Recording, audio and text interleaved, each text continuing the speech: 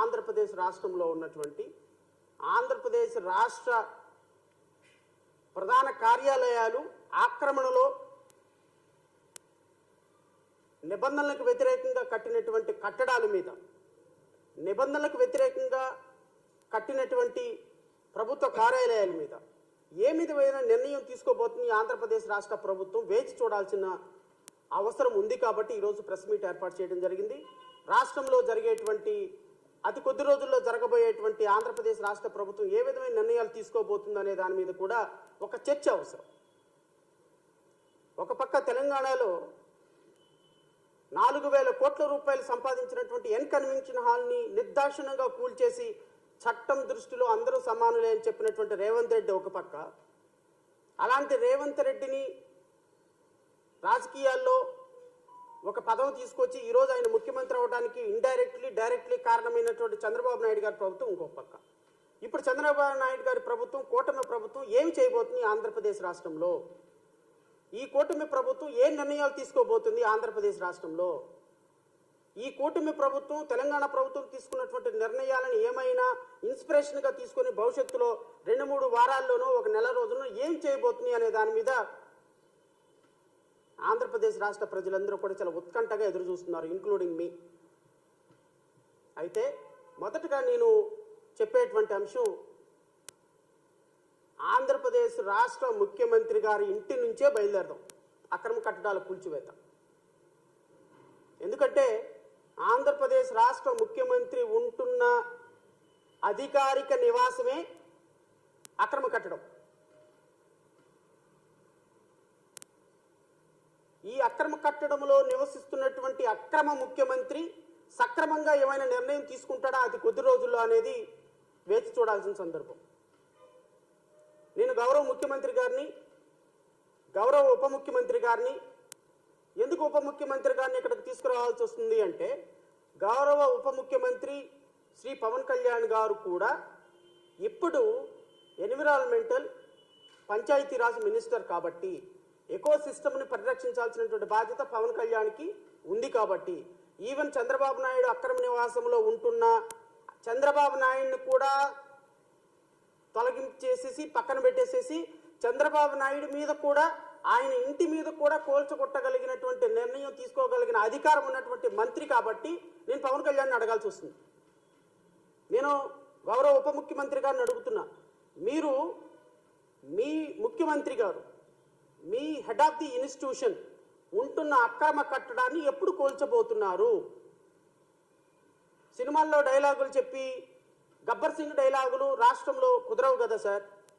ఎందుకంటే ఇది ఒక పరిపాలన. మీకంటే అక్కడ ఒక డైరెక్టర్ ఉంటాడు, ఒక సినిమా ఆర్టిస్ట్ ఉంటాడు, డైలాగులు చెప్పేవాళ్ళు ఉంటారు, కో డైరెక్టర్లు ఉంటారు. సార్ ఈ డైలాగును 1కి 10 సార్లు చెప్పేసేయండి సార్, 1కి 10 సార్లు చెప్పేస్తే ఈ డైలాగు ఇది కట్ అంటే షార్ట్ అంటే ఓకే అంటే అయిపోతుంది సార్, ప్యాకప్ అయిపోవచ్చు సార్ అంటే. కానీ ఇది కాదు కదా. మనమేమో సినిమాల్లో చెప్పే డైలాగులేమో పబ్లిక్లో ప్రచారంలో చెప్పాము, పబ్లిక్లో చెప్పే ప్రచారాలేమో ప్రజల దగ్గరకు వచ్చేసరికి నోరు మెదపటంలా. ఎందుకంటే ఇక్కడ స్క్రిప్ట్ రైటర్లు ఎవరు ఉండరు. మీరంటే మొన్నటిదాకా ఎలక్షన్ ప్రచారంలో అంటే సాయంత్రం దాకా బట్టి పట్టేసేసి 4 డైలాగులు వచ్చేసేసి ఇష్టం వచ్చినట్టు మాట్లాడేసేయచ్చు. బట్ ఇక్కడ అది కాదు కదా.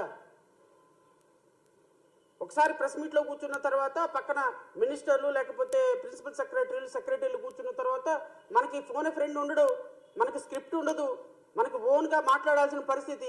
సో ఓన్గా రియాక్ట్ అవ్వాల్సిన పరిస్థితి వచ్చింది, ఓన్గా యాక్ట్ చేయాల్సిన పరిస్థితి వస్తుంది, రియాలిటీగా ప్రయత్నం చేయాల్సిన పరిస్థితి వస్తుంది. ఎందుకంటే సినిమాల్లో నువ్వు ఇలా కొట్టగానే పడిపోయినట్టు యాక్షన్ చేస్తాడు. ఇక్కడ అలా కాదు కదా. యాక్షన్ చూపించాలి, నువ్వే కొట్టాలి, నువ్వే నిర్ణయం తీసుకోవాలి, నువ్వే పాట పాడాలి, నువ్వే డైలాగ్ చెప్పాలి, నువ్వే సాంగ్ పాడాలి తప్ప ఫోన్ ఫ్రెండ్ రాడు కదా ఇక్కడ. సో ప్రాక్సీ ఇచ్చి డిప్యూటీ చీఫ్ మినిస్టర్ ఉండడు కదా ఆంధ్రప్రదేశ్ రాష్ట్రంలో. సో డూబులు ఉండవు కదా ఆంధ్రప్రదేశ్ రాష్ట్ర ఉప ముఖ్యమంత్రికి. సో మీరే రియల్ హీరో కాబట్టి మీరు రేపొద్దున గౌరవ ముఖ్యమంత్రి చంద్రబాబు నాయుడు గారి ఏదైతే కట్టడం ఉందో, ఈ కట్టడం ఇల్లీగల్ కన్స్ట్రక్షన్ అని, నిబంధనలకు విరుద్ధంగా అప్పటి ప్రభుత్వం పర్మిషన్స్ ఇచ్చిందని పంచాయతీరాజు నుంచి మీ అందరికీ తెలియాలి. మీకు తెలియలేదో అధికారికంగా ఏమైనా డాక్యుమెంట్లు కావాలంటే నేను డాక్యుమెంట్లు ప్రొవైడ్ చేస్తా, అది అనధికారిక కట్టడం అని. దయచేసి దాని మీద నిర్ణయం తీసుకోండి. నిర్ణయం తీసుకోవటం కాదు, కోలుకొట్టడమే. ఇంకా దీంట్లో నిర్ణయాలు తీసుకోవటాలు ఏముండవు.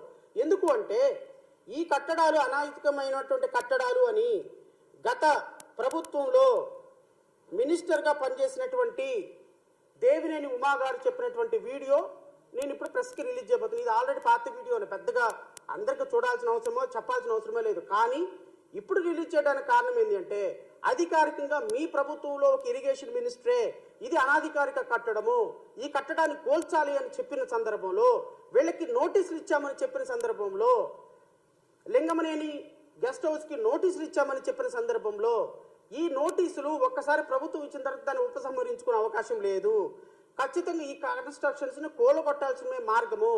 తెలంగాణలో ముఖ్యమంత్రి రేవంత్ రెడ్డి తీసుకున్నటువంటి నిర్ణయాన్ని, అక్కడ తీసుకున్నటువంటి ఎకో సిస్టమ్నో, చెరువులను, కుంటలను, కాలువలను రక్షించడానికి ఒక ముఖ్యమంత్రి తీసుకున్నటువంటి సాహసోపేతమైన నిర్ణయం, మీ శిష్యుడు తీసుకున్నటువంటి సాహసోపేతమైన నిర్ణయం గురువు గారుగా మీరు ఎందుకు తీసుకోలేకపోతున్నారు సార్? నాకు అర్థం కావటంలా.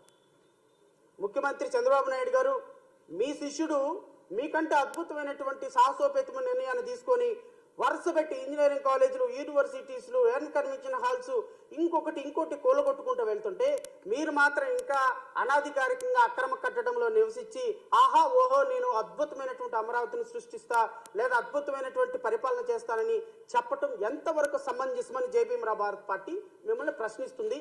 దీనికి నాకు సమాధానం చెప్పకపోయినా రాష్ట్ర ప్రజలకు సమాధానం చెప్పాలి. లేదా మీ తనయుడు ఈ రాష్ట్రానికి మరొక అనాధికారిక ముఖ్యమంత్రి, ఐటీ మినిస్టర్, ఎడ్యుకేషన్ మినిస్టర్ కూడా ఆయనే అనుకుంటా ఇట్ సీమ్స్, అనాధికారికంగా డిప్యూటీ చీఫ్ మినిస్టర్గా యాక్ట్ చేస్తున్నటువంటి మంత్రి గారు, వీరు కూడా అదే నివాసంలో అక్రమంగా నివసిస్తున్నటువంటి మరొక సక్రమం అని చెప్పుకునేటువంటి మంత్రి. మీరు మంత్రులుగా, ముఖ్యమంత్రులుగా ప్రజలకి